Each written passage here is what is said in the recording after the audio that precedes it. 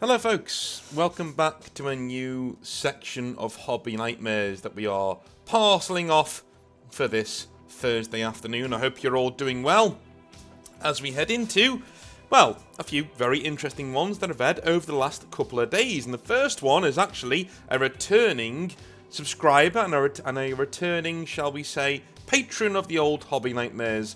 But first of all, if you like what I do, like the video, it does help me out. And yeah, let's jump in, shall we? It is Sarah, and if you remember Sarah from the other day, she approached one of her crushes at a, shall we say, a big Warhammer 40k event, and ended up not really embarrassing herself, nearly embarrassing herself, but kind of getting away with it. I think the person who she was after, the girlfriend, well, let her explain it, shall we? Let her explain it. So, Sarah says, "This is tale number 2. Hello, it's Sarah again. Hope you enjoyed my last nightmare about me having a crush on a guy at my store that turned out to have a girlfriend. And yes, the girlfriend did set her straight in that story, unfortunately. I had that story typed out for months, but I was so worried about what you might say or what the comments would be. But everyone was quite jovial and lovely, so that's given me the courage to send in some more. Good for you. Good for you. Some that come to mind is an occasion I was bullied at high school over Warhammer, and a time a Magic the Gathering guy berated me for not being a feminist." The world is topsy-turvy. I do have one particularly creepy story from this year, but not sure if I wanted to send it through. I hope I didn't come across as belittling the male dating experience last time. I've listened to enough of your episodes and some red pill content to understand how often men are turned down and how cruel women can be. Pair this with the repercussions of the Me Too movement, and it must seem like to men like they're walking through a minefield out there. Now, I was accused of being a simp last time because I sensed that Sarah was somebody who had her head screwed on properly and was actually quite a nice person, so I went easy on her in the title of the video. Well, what do you have to say now? What do you have to say now? Yeah. You're right. Yeah, I mean, to be fair, Sarah, I'm going to be honest with you. I find a lot of red pill content kind of cringe because I think it gives guys who should be stronger, excuses for bad behaviour and excuses for giving up. I don't accept that at all. I don't accept an excuse for giving up. It's just not something that I can get behind. Man up, put your big boy pants on, right? Go to the gym, sort your life out, sort yourself out. That's who I am. You know, that's what I tell people to do. Telling people to just give up is some weak nonsense. Very weak nonsense. Okay? Just because you're miserable doesn't mean you have to tell other men to just stop trying. Alright? Nah, grow up here. Get out there. You know? You can't complain that things are bad for men out there and then not be a man about it. Do you know what I'm saying? You can't be like, oh, things are terrible for men, so I'm just going to give up. No, that's not the manly thing to do, though, is it? Right? Do you understand what I'm saying? Anyway, moving on. But I do agree with you. It is terrible. The dating scene is a minefield. You are right. And I completely sympathise with people who get up and keep trying. Honestly, I do. And I'll be there for them to the end of days, man. It's not easy out there. This story is from one of the most recent tournaments that I went to. But first, a recap of the people who are around me. Alan, a long-time friend from the hobby store. John, a regular player at the store. I am very attracted to him, and his girlfriend caught me checking him out in our last story. Jeremy, another friend from the hobby store, but also one of my closest pals. This was a Rogue Trader tournament, an RTT. I arrived a bit early and John was already there.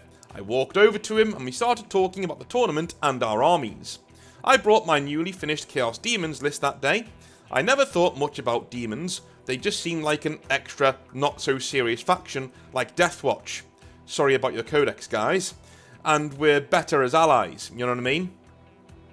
But after watching John's demons in action, it inspired me to get my own. And do you know what, Mr. Exile? There is something liberating about playing the bad guys. Whenever I play my Black Templars or Imperial Knights, I always feel a little saddened when they get wiped out or take heavy losses.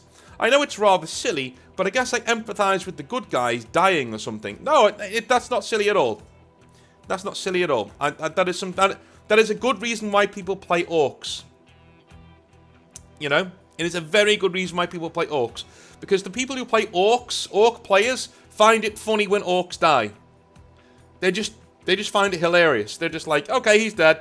And they pick him up, throw him back in the box with the other boys. Off he goes. Who's next? Like, they just...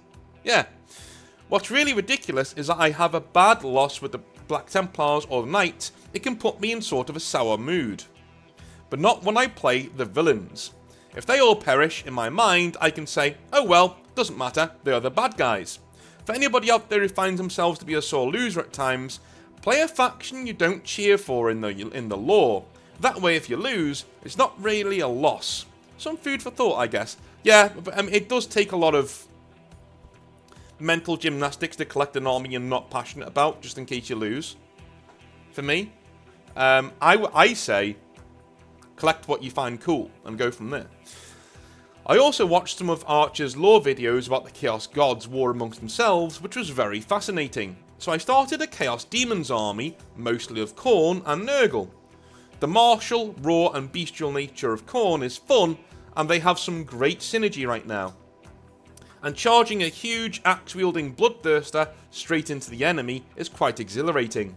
I added Nurgle because they are also strong right now, and ever since I listened to the Godblight book with Kugath and Rotagus, I found the juvenile and somewhat childish nature of the Great and Clean ones to be rather funny. John had showed me all the tricks and combos to use, and I was very excited to use them for the first time in a tournament. They're a very unique faction, and it's pretty cool, and somewhat cheeky to tell your opponent at the start of the game, don't worry about your armor-piercing values, everything has an invulnerable save. Yes, I know there are a few exceptions, but there we are. About John. Yes, I still find him very attractive, but I'm not the type of person to try and mess up a happy relationship. Enough said. Fair enough. Jeremy dropped off Alan, said hello to us quickly, and then left. Alan and John actually get along quite well, which has been a relief to me. The pairings went up. I checked the list on my phone, and I was playing someone called Ethan, and he was using Dark Angels. Right, is the fact that Alan and John getting on a relief to you? The fact because Alan asked you out? Is that the guy who asked you out and you said no? Right? Anyway, never mind. Alan looked over my shoulder and said, I know this guy, Sarah. He has a reputation for being a bit dodgy. He has been disqualified a few times over the years. Just double check what he is saying, alright? He was at an RTT event a few weeks ago, and there were some issues. Unquote. Alan doesn't work, so he plays in almost every local tournament, and therefore knows a lot of people. If he tells you something about a player or an army list, it's wise to listen to him. Okay, thanks Alan, I appreciate it, and I really did. Alan is a good friend. Good luck guys, I said, and went to find my table. I found Ethan already setting up. He looked like a normal dude. Hey, Sarah, yeah? I haven't played in a few months, and I haven't played this detachment before, but I'll do my best to remember everything, Ethan said, smiling. Great, I thought. Opening conversation, and he has already lied. Alan had just told me Ethan was at a tournament a few weeks ago with a similar list, but I've gone through this game before, and knew how to handle it. No worries, we can just double check everything so we can make sure we get it right, I replied, smiling back. Yeah, well, anyway, did you want to go through the armies? Ethan asked. We went through the standard pre-game questions. 3-inch deep strikes, reactive moves, feel no pain, return to reserves, key strats, and the like. Ethan was telling me about the Gladius detachment, and how he can place his whole army into one doctrine a turn. For simplicity's sake, there is a shooting doctrine, a charging doctrine, and a falling back doctrine. So I can pick whatever one I want at the start of each turn, he explained. But each doctrine can only be used once per battle, right? I asked. No, I can use them as many times as I like, Ethan answered. Perhaps he thought I was a relatively new player, because doctrines can only be used once per battle. There's a stratagem I think that allows you to place a single unit into a doctrine even if it's already been used, but the army-wide stuff is once per battle. I decided I'd just challenge this when it came up. I was thinking, you know what? First game, and I have to be extremely focused and attentive to every detail, I'm going to be exhausted. Playing 40k casually can be draining. Playing a tournament game, more so. Playing a tournament game with somebody you know is going to be deceitful is next level mentally tiring. Oh my god, yes. Dude, you should have called this out straight away and go, no, like, I set the stall out early. Say, no, I know that's not how that works. Listen, I can show you, and maybe now you know, you can get it right next time. Here's the rule. Here's where it is in your codex. You know what I mean? Yeah. Then he'll know that you know your stuff, you're going to call him on stuff he gets wrong, and maybe he'll step off the cheating stuff. Maybe. I don't know. So we start playing and it all goes smoothly initially. I know he has a lot of hard-hitting stuff, including some Deathwing Knights, Eradicators, and the Lion himself. But John had shown me how to try and bait the opponent with a big juicy target that probably won't die. I moved Faticus, my affectionately named Great Unclean One, onto the exposed objective on my flank. Bait laid. Ethan declared Faticus to be his Oath of Moment target, which means he gets full rerolls to hit against it. And he positioned his Deathwing Terminators to charge him. Some Eradicators moved out of a Land Raider to blast Faticus too. I rapidly ingressed a unit of Nurglings very close to Faticus. This is where the first big problem came about. Most of the shooting did barely anything to Faticus. His thick, diseased skin, regenerative abilities, and overall chunkiness meant he laughed off most firepower. So Ethan opened up with his Eradicators. Eradicators have a rule where he gets to reroll hits, wounds, and damage against big monsters. So he was relying on them to do the big damage. Ethan went on to explain the squad is equipped with 2 big melters that shoot 24 inches and 3 small melters that shoot 18 inches. For the rule guys out there, I know the big melters only shoot 18 inches too, but Ethan slipped that one past me. I usually play full melee Black Templars. I'm not 100% knowledgeable on shooting weapons. Dude, I just have to say, right? I have to say, if you're single, you collect Black Templars, you're into the hobby in a big way, just look in the comment section, man. There'll be a lot of dudes out there be like, where does this chick live? Not in a creepy way, but like, you know, are they anywhere around me so I can take her for a coffee? You know, that kind of a thing. The big melters hit on 4s and regular melters on 3s, and he rolls them separately, scoring a heap of hits. Then he gets all of the hit dice, rolls to wound them all together. This happened very fast. Okay. Half range, so melter comes into effect. Any damage rolls have +2, Ethan said triumphantly. I can't remember how many rolls it was, but it was a crap load. Wait, hold on, I said. Not all the guns are in melter range, right? It's 11 inches away, so just the bigger guns, I questioned. Yeah, right, okay, let's do this. On a 4+, the wounds are in melter range. Ethan then picks up a dice and rolls a 6. Smiling, he says, okay, so they're all in melter range. Dude, stop playing. Stop playing. No. No, I'm not doing that. You got the rule wrong. Do it all again. Sorry. Is what it is. Sorry, no. You got the rule wrong. Do it all again. We're not doing... What do I get, right? If we roll this off, right, and you get a 1 or 2 or a 3, right, what do I get, right? I get to give you another chance to do all of this again. Right? What do you get? You get an incredible advantage if you get a 4, a 5, and a 6. So no, we're not rolling off. You go back and you start the entire shooting process again. And you get it right this time. Guys like this need to be told. Sometimes rudely. If he's obviously cheating, you need to be firm with him. No. We're walking this back. We're not rolling off. We're not rolling off. Because if I win the roll off, we then do what we're supposed to do, which is you redo all of the shooting because you got it wrong, right? If you win the roll off, you get to cheat and have an amazing advantage that you haven't earned. So no, we're not doing a roll off. Walk it back, do it again. Guys like this, really irk me, man. They really get under my skin. Mostly, I'm a quiet, demure person, and I don't like confrontation at all, but there's something about 40k that brings out the competitive streak in me. I wasn't going to let my dear Faticus be banished to the warp before his time. Wait, I said. So now I have to take all of those rolls with extra melter damage, I asked. Well, yeah, I said I'd roll a 4+ to see what happened with them, and I got a 6. No, that's not a fair way of doing it, I said. Can you do the whole activation again, please? I asked. The whole thing? Really? Yeah, man. It's your mistake, and it's not fair how you resolved it. Just do it again, please. It's the fairest thing. Ethan rolled his eyes. Fine. Yes. Yes. Finally, we have somebody writing in who doesn't want to make my head explode.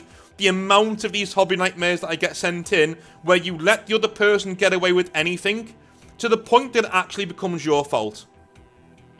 I'm being serious. A lot of the people who write in hobby nightmares, they face these cheaters in 40k, right? And they write in hobby nightmares like you know, being the victim, because that's what they are. They've been victimized by a cheater, right?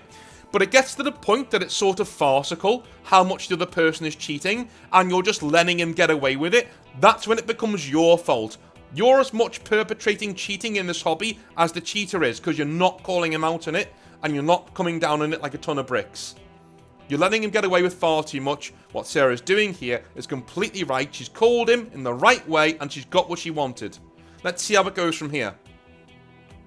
He did it again, and this time the output was far more reasonable, and Faticus easily lived.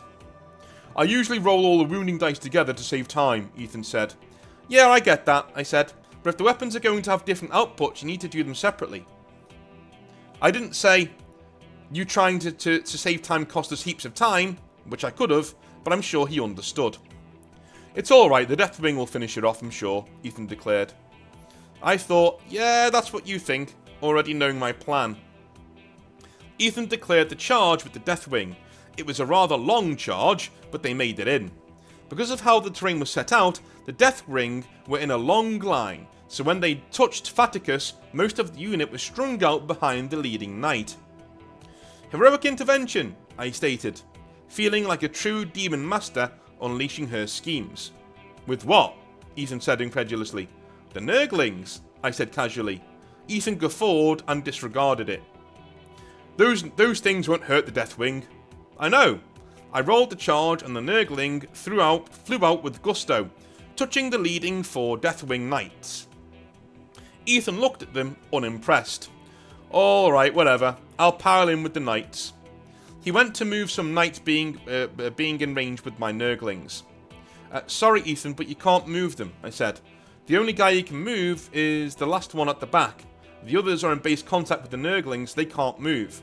Also, the Nurglings make them -1 to hit. I said, trying to sound apologetic. It was a very annoying move on my behalf. That's not true, I'm in engagement range with the Great Unclean One, so I can pile into him, Ethan argued. Well, models that are in base to base can't pile in or consolidate. Only the first 2 can strike Faticus. Ethan didn't debate the point. I think he knew this already, but was just trying to see if he could push me on it. No, you can't. Faticus will live. After being denied his prize of destroying Faticus, the rules mistakes started coming fast and frequent, saying things were in rapid fire range, then me measuring and they weren't, not keeping track of command points, forgetting when something was -1 to hit, so we had to do the whole thing again, but I stayed on him like a hawk north, trying to let nothing disingenuous through, but it's hard work, let me tell you. His turns were taking ages, so I was trying to blaze through mine. I had to keep reminding him about every time to hurry him along. It got to Ethan's round 4. I already had the secondary mission marked for death, my least favourite secondary in the whole game. Ethan gets to pick 3 units, and if I kill one of them, I get points. People usually just pick units that are impossible to kill that turn, like things in cover, or things that are extremely tough. Ethan picked his Land Raider, some unit at the back I couldn't touch, and the Lion. I came to the charge phase. My Bloodthirster was hacking into a large Hellblaster squad led by Azrael. The lion charged my bloodthirster. It took me by surprise, since this was a unit I wanted to kill. The lion made the charge. Before anything could be done, I blurted out, heroic intervention with Scarbrand, who was lurking nearby. Oh, said Ethan, his face shocked. I forgot it's 1 CP now. If I'd remembered, I wouldn't have charged the lion. He was fishing for me to let him take his move back. Oh, I see. Yeah, okay. I thought, you know what? You've been screwing me around for the last 2 and a bit hours with your deliberately sloppy play. It's been annoying as heck. No, you don't get a good faith favor now. Yeah, no, you're right. If you play a game in bad faith, expect to have bad faith turned around on you. I said, look, we're running out of time.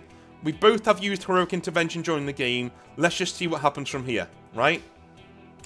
I rolled Scarbrand, and he made it in. Now, Scarbrand is one badass demon. He may not kill the lion in one go, but if he injures him enough, I can finish off the Primarch in my turn. Ethan starts with the lion, splitting his attacks between the injured Bloodthirster and Scarbrand, somehow hoping to kill off both. The lion has 8 attacks at damage 4, and Ethan used a stratagem to give him +1 to wound. It's certainly possible that he could kill both. Dude, I wouldn't do that. I'd go straight after Scarbrand and just murder him. I'd get rid of Scarbrand and then tank it from the Bloodthirster and then kill the Bloodthirster in the next round of combat if you can do. Ethan puts 7 attacks into Scarbrand. We resolve the attacks and the lion fails to kill either of them. Oh man, was he pissed. I don't believe in karma, but this would have been a good case for it. I guess I'll do the Bloodthirster first. I'll do the strike profile and split it between the Eradicators and the lion, I said as nonchalantly as possible. You can't split a profile's attacks like that, Ethan said sullenly. You mean how you just split them with the lion? I asked, cool as a cucumber. Ethan merely grunted. Yeah, he knows now. He knows. Between the Bloodthirster and Scarbrand, the mighty Primarch of the Blood Angels was brought low. I scored the accursed secondary mission. That extended my lead and I won the game handily. During the last turns, Ethan was a bit of a grump. I think he realised that there was no way to win from here, but he did stop trying to cheat, which was very nice. Funnily enough, after the game, Ethan was not a sore loser. He congratulated me, shook my hand, and said that I played very well. I did feel like I played my little heart out in that one. I didn't hold a grudge and wished him luck for the rest of the day. That one game exhausted me more than a usual full tournament day. It had taken ages, and I wanted to kick my feet up and eat a burger, but I was glad I got the win. A very light Hobby Nightmare, but I hope your listeners liked it. Sarah. Dude, that was great. And it is good that you didn't hold a grudge, but I would put that guy on the no playlist if it was me. You know, I generally would be like, you know, nah, this isn't for me. One of the reasons why I don't do tournaments, right, and I could say that, you know, it's full of cheaters. It's not. Most tournament people are very good players who will go out of their way to make sure you're having a good time.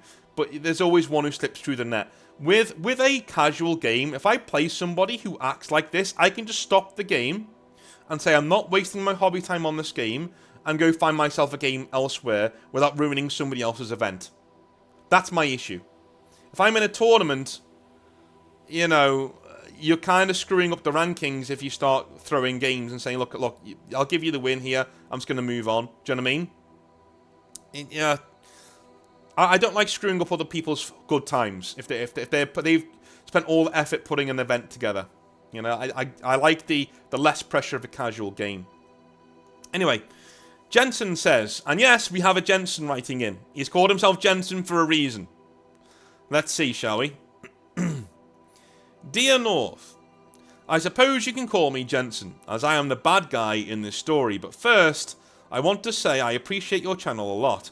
I've only recently discovered it, and enjoy the unique content, passionate rants, and occasional life advice. Thank you very much, my friend. So my story happened when I was about 14 or 15 years old, and worked at a local hobby/board game on Saturdays. Here's the thing. He says, I am in my 20s now. This is fine. I will read out stories from when you were younger, but I will not read out stories if you are younger. Alright? You must be 18 or above to have me read out your hobby nightmares. I get emails all of the time from people not of age, and I will not read out your hobby nightmare. I'm sorry. It is an adult-only thing. This is what we do here. But if you're an adult and you want to talk about when you were younger, that's fine. As long as nothing weird happens. Too weird, anyway. That's fine. Alright. So, my story happened when I was about 14 or 15 years old and worked at a local hobby board game store on Saturdays. I'm in my 20s now. Back then, I was younger, a bit shy, and, as we will see, somewhat naive. I had been somewhat of a regular at the store and recently got into Warhammer. When the store owner approached me with the job offer, he offered a deal where I could get paid partly in store credit instead of cash, and would receive slightly more value if I did so. This I could then spend in the store, including on some shiny new Warhammer. Unbeknownst to me, another Warhammer playing regular who was a carpenter by trade had a similar payment arrangement when he helped out the store owner with renovating the store. One Saturday, I was behind the register, and the guy, who had become a friend of mine, walked in with his wife. Okay. Looking for a birthday present for a relative. This is the carpenter guy, I'm guessing. When he came to me to pay for the gift, I noticed that there was an open tab under his name, with a bill worth about $150 attached to it. The owner was a very chill guy who let people who did jobs for him, like us or regulars he knew very well, to keep a tab open that we could then occasionally pay and close in one go if we wanted to. So I proceeded to ask my friend something to the effect of, I see you still have this bill open, would you like to pay that off right now as well? I also see you have plenty of store credit. His wife, standing alongside him, knew nothing of all of this and started looking a little confused. You see, I'm not sure how this is done in other parts of the world, but where I'm from, marrying doesn't automatically include sharing of finances. However, these two, as I now know, have just one bank account for the both of them, and this guy was essentially secretly keeping part of his paycheck from her through store credit. Oh no.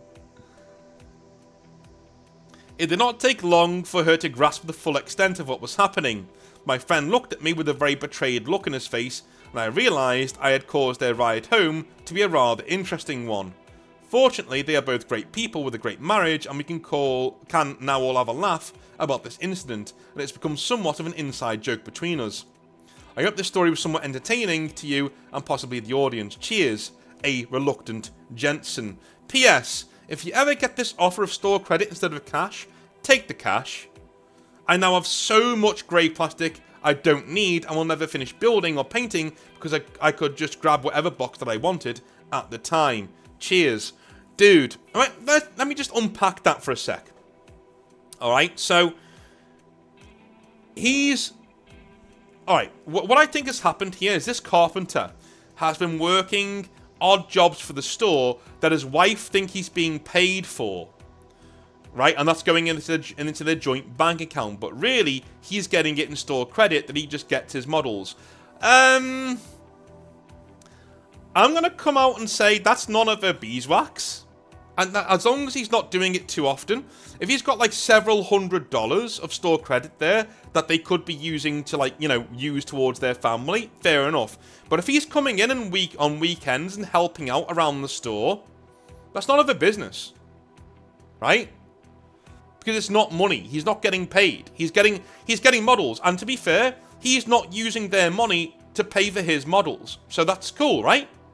That's saving them money by him doing extra jobs for this guy and getting paid in store credit. Dude, that wouldn't bother me, that, if I was his wife. He seems a bit harsh here on him. But maybe I'm wrong and he's using actual work time during the week and not making a lot of money because he's getting paid in models that they could be using to pay for their kids and whatever, right? Maybe that's what's going on there. I don't know. But if it's the first thing, she can go swivel. You know what I mean? That's not for me. Anyway, I love you a long time. I will speak to you tomorrow for some more hobby nightmares. Have a wonderful rest of your day, and I'll see you then. Have a good one. Bye now.